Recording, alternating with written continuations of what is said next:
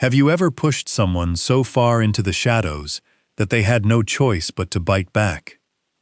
When a 240-pound exhausted waitress snapped and threw a bowl of scalding sauce onto the silk dress of New York's most feared Mafia fiancé, everyone in that dining room expected her to be dead by morning. But the underworld doesn't run on logic, and neither does obsession. There's a specific kind of invisibility, reserved for heavy women working in beautiful spaces. Marisol Ortega knew it intimately. At 240 pounds, standing 5'5", she was simultaneously the largest presence in any room and the one most thoroughly overlooked.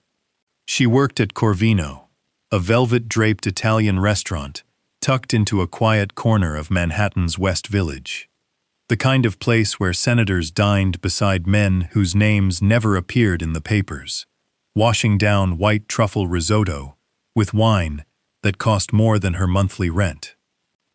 The rest of the staff at Corvino looked like they'd stepped off a runway, tall, angular, gliding effortlessly between tightly packed tables. Marisol, with her wide hips and a waist that strained against the stiff black fabric of her apron, was the obvious exception. She'd only gotten the job because the owner, Sal Bianchi, owed her late father a favor from 30 years back. Every shift was a marathon. The chafing of her thighs, the ache in her lower back, her feet screaming inside cheap orthopedic shoes. But the physical pain paled next to the small, constant indignities. The eye rolls from the maitre d', the snapping fingers of wealthy patrons treating her like slow-moving furniture, the whispered jokes from the younger waitresses in the break room. Marisol swallowed all of it. She had rent on a falling-apart apartment in the Bronx, medical debt from her mother's final illness, and no safety net whatsoever. She couldn't afford pride. Until the night Anton Vasquez walked in. Anyone who read the papers knew the Vasquez name. They controlled the ports, the numbers running out of the outer boroughs, and had their fingers deep in half the city's real estate. Anton was the newly crowned head of the family, having taken over after his uncle's sudden, violent death. He was 33, sharp-featured, with eyes the color of wet slate and an aura that pulled the air out of a room the second he entered it. But Marisol's attention wasn't on Anton. It was on the woman on his arm, Genevieve Ashworth, daughter of a corrupt city councilman, a strategic alliance, dressed up as romance. Genevieve was razor-thin, platinum blonde, wrapped in an emerald silk slip dress that clung to her like a second skin, and she moved through the world like someone who had never once been told no. As Sal frantically cleared out the private section, panic spread through the kitchen. The head waitress was hyperventilating in the bathroom. Sal grabbed Marisol's arm hard enough to bruise. "You, serve them. Keep your head down. Don't speak unless spoken to. If you mess this up, Ortega, I don't care about the debt I owe your father. You're done." Marisol felt the dread settle low in her stomach. "Mr. Bianchi, Genevieve was here last month. She complained I was ruining the aesthetic of her meal. I don't care. Go." She carried a tray of water goblets toward the back. The table was surrounded by 4 bodyguards, suits bulging unnaturally at the ribs. Anton sat scrolling through his phone, looking entirely bored. Genevieve leaned into him, trailing a manicured finger down his lapel. "Good evening," Marisol murmured, eyes on the tablecloth, setting a goblet in front of Anton. Genevieve's cold blue eyes snapped up, raking over her. A cruel smile curled her lips. "Oh God, Anton, darling, look, it's the Michelin Man." A few bodyguards chuckled. Heat flooded Marisol's face all the way to her ears. Anton didn't laugh. He raised his eyes slowly from his phone and looked at her. Really looked. And for one terrifying second, She felt like he could see straight through the cheap polyester, past every layer of armor she'd built, into the exhausted core of her. He said nothing. He just watched. "Are you deaf? Or just slow?" Genevieve snapped. "I asked for sparkling water with lemon, not this tap garbage." She deliberately knocked her elbow into the goblet, sending water cascading across the table and onto Marisol's shoes. "Oops, clean it up, and try not to crush the table when you bend over." Marisol knelt, her bad knee popping loudly, and Genevieve laughed. "Make sure you get it all. You missed a spot by my shoe, or is your stomach in the way?" By the main course, Marisol was carrying a heavy tray balanced on her shoulder. Veal, linguine, a side of garlic butter asparagus, her back locked with strain. As she reached to serve Anton, Genevieve shifted, extending a stiletto directly into her path. It wasn't an accident. Marisol felt the heel hook her ankle, felt her balance go, felt the plate slip. She caught the ceramic before it hit the floor. But the buttery sauce splashed over the edge and landed directly on the hem of Genevieve's $4,000 silk dress. Genevieve shrieked, leaping up. "You stupid fat cow, look what you did. I'm sorry you tripped me."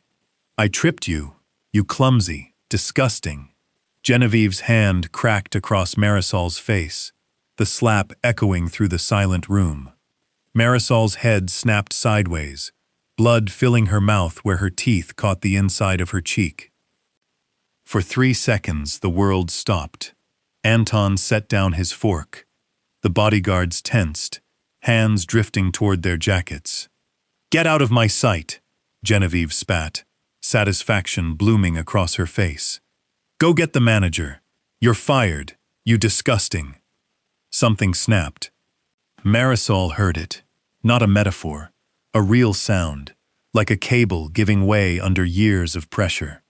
Every mocking word, every fad diet, every moment of being treated as less than human because she took up space, rose up in one blinding wave. She grabbed a fistful of Genevieve's platinum hair and yanked her backward. With her other hand, she seized the silver tureen of garlic butter sauce and dumped the entire contents over Genevieve's head. Genevieve shrieked, clawing at the air, grease running down her ruined dress. "I'm done being your punching bag!" Marisol's voice came out low, unrecognizable even to herself. She shoved, and Genevieve's heels slipped on the buttery floor. She went down in a tangle of silk and chairs. Chaos erupted. 4 handguns leveled at Marisol's chest before she'd even caught her breath. Patrons screamed, dove under tables. "Kill her," Genevieve sobbed from the floor, wiping grease from her eyes. "Shoot that fat. Stand down." The voice was low and absolute. Anton Vasquez rose from his chair, buttoned his jacket without hurrying, and walked toward Marisol. He didn't look angry. He looked, to her horror, fascinated. "I said stand down." The bodyguards lowered their weapons, though their hands stayed near the grips. He stopped 2 feet from her, tall enough that she had to tilt her head back. Up close, he smelled like cedar and gunpowder. He raised his hand.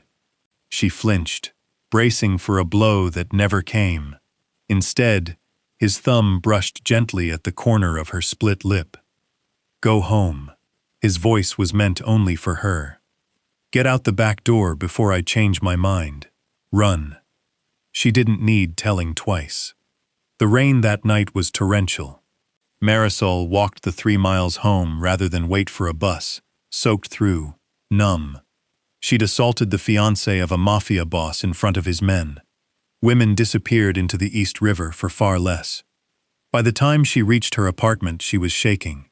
She dragged her dresser in front of the door. Her phone had 6 missed calls from Sal.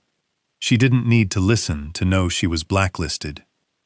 She caught her reflection in the cracked bathroom mirror, the bruise blooming on her cheek, her broad shoulders, the heavy curve of her hips the world had always told her to apologize for.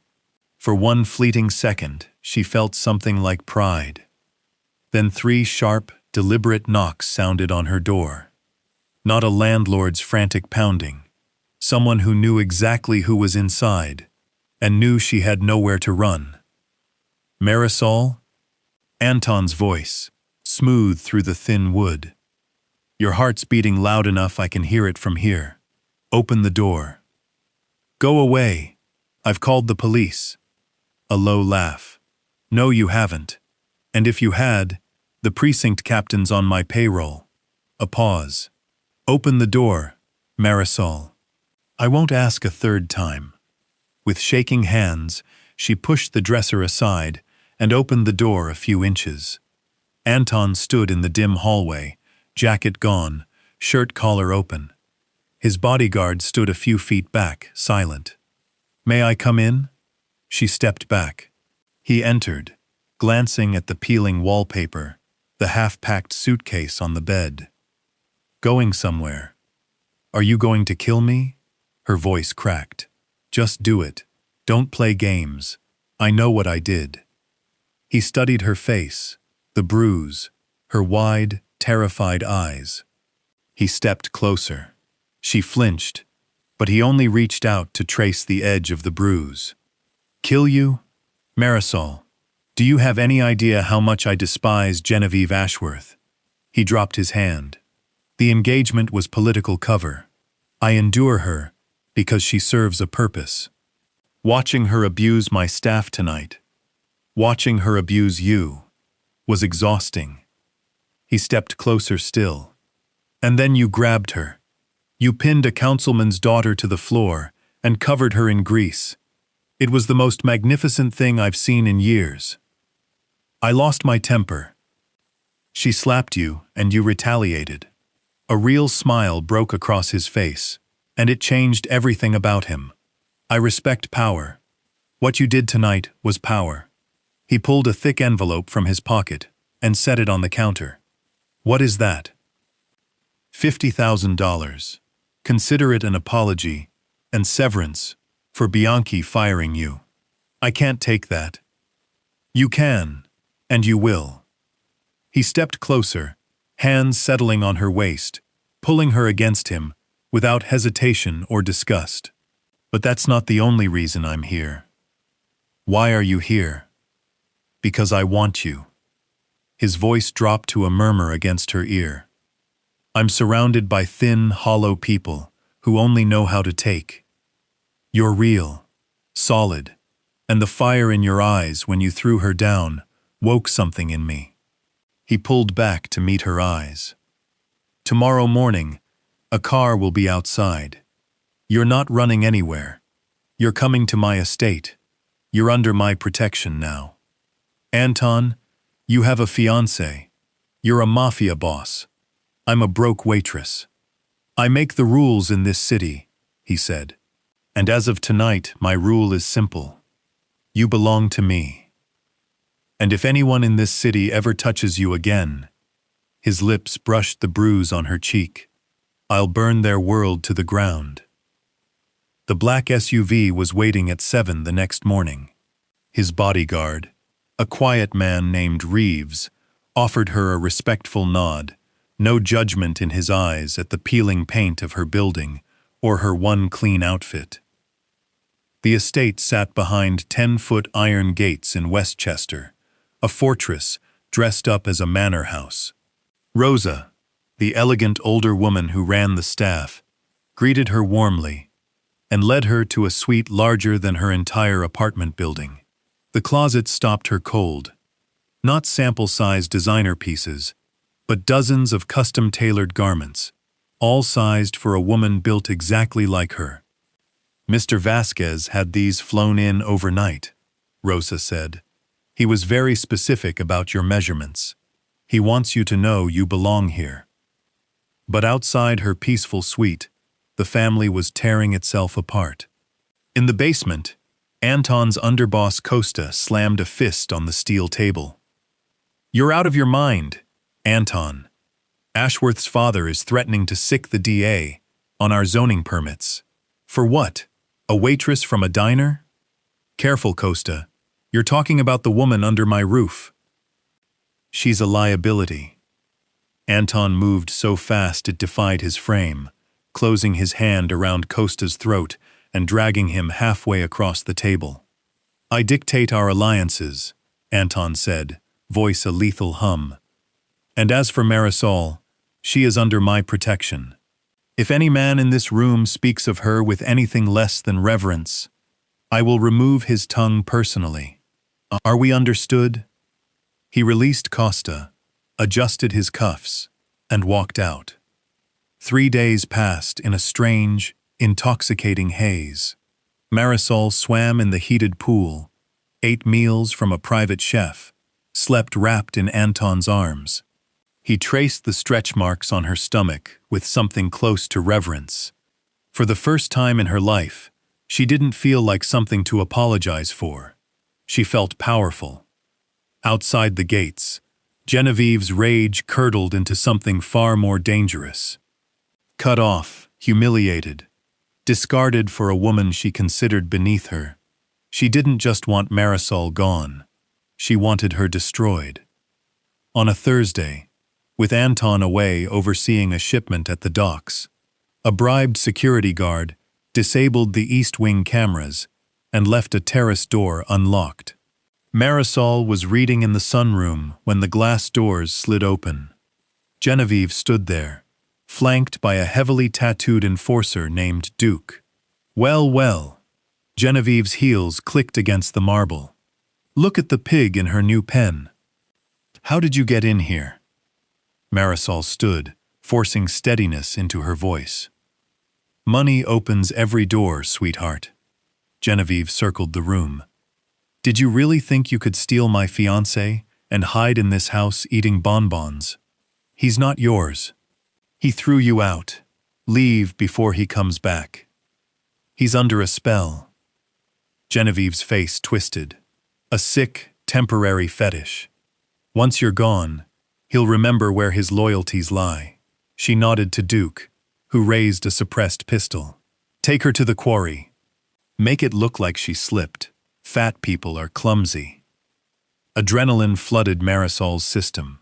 She had no weapon, but she had weight, and weight was momentum. As Duke reached for her arm, she threw her entire frame into him instead of pulling away. He hadn't expected it. She rammed her shoulder into his chest, and they went down together, the gun skidding across the marble. Get the gun, Genevieve shrieked. Marisol pinned Duke's arm with her knee, grabbed a heavy bronze statue off the coffee table, and brought it down against the side of his skull. He went limp. She turned to Genevieve, who dove for the gun. Marisol got there first, her boot slamming down on Genevieve's outstretched hand. Boo-hoo! Genevieve screamed, bones grinding beneath the pressure. I told you! Marisol's voice was dark and breathless. I'm done being your punching bag. The doors burst open. Anton stood there, tie gone, murderous fury radiating off him, guards flooding in behind him with rifles raised. He'd seen the compromised feed and driven back at 90 miles an hour. He took in the scene, the unconscious enforcer, Marisol standing tall with her boot pinning Genevieve to the floor, and something in his shoulders unclenched into a dark, proud smile. Clear this trash out of my house, he said, crossing to Marisol, pulling her against his chest. Call her father. Tell him his career is over, and if he wants to see his daughter again, he signs over the harbor development by midnight. By midnight, the councilman had signed everything without protest. Genevieve wasn't executed. Anton understood that death was too merciful for someone like her. Instead, he dismantled her world piece by piece. Her father disowned her publicly. Her accounts were frozen. She was quietly committed to a state facility upstate, stripped of everything but the memory of the heavy waitress who had taken her crown.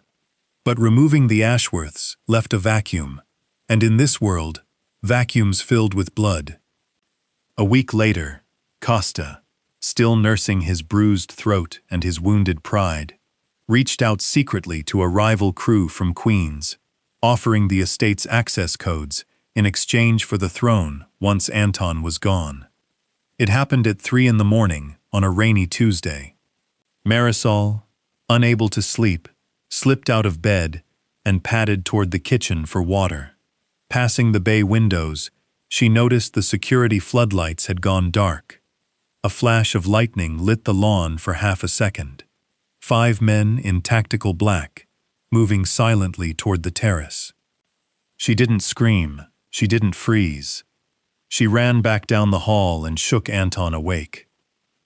5 men in the garden, the lights are cut. He was up instantly, pulling a pistol from the safe, pressing a smaller revolver into her hands. Stay behind the armoire. Don't come out. The next 10 minutes were violence, distilled to its purest form. Gunfire tore through the first floor. Upstairs, Marisol gripped the revolver, hands shaking, eyes on the door. It opened. A 6th man, having scaled the balcony, slipped inside, gun raised, unaware of the woman standing motionless in the dark corner. Marisol didn't hesitate.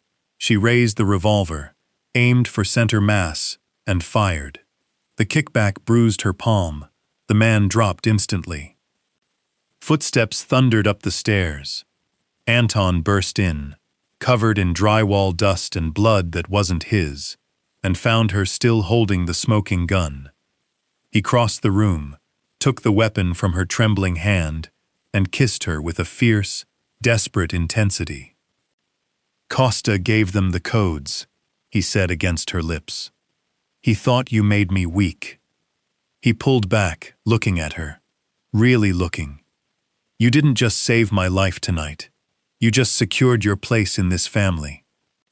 6 months later, autumn swirled dead leaves through the New York streets, and the city's underworld had been entirely redrawn.